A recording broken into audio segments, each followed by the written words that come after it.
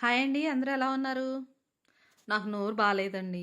అందుకని వేడి వేడి అన్నంలో ఉప్పు కారంలో కాస్త జీలకర్ర చిన్నులపై దంచేసుకుని దానిలో కాస్త పచ్చి నూనె వేసుకుని ఒక ఆమ్లెట్ తగిలిచ్చి తిన్నాను.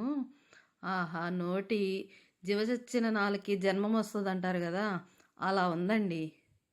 ఇంకో రోజేమో వంట చేశాను, కూర నచ్చలేదు, కానీ వేడి వేడి అన్నం ఉంది. ఇంకా మనకెందుకు చింత, పచ్చడి ఉండంగా మన చింత అని వేడివేడి అన్నంలో పచ్చడేసుకుని కాస్త నెయ్యి తగిలిచ్చి ఒక ఆమ్లెట్ వేసుకుని ఎర్రగా కలిపే తినేశాను. ఆహాహాహా ఉంది చూడండి, అద్భుతం అన్నమాట. పప్పున్నా పచ్చడి కావాలి, చికెన్ ఉన్నా ముందు పచ్చడి ముద్ద తినాలి. ఏది ఏమైనా పచ్చడి ఉంటే చాలు. అన్నం చల్లబడిపోయింది, మజ్జిగ పోసుకు తినాలి.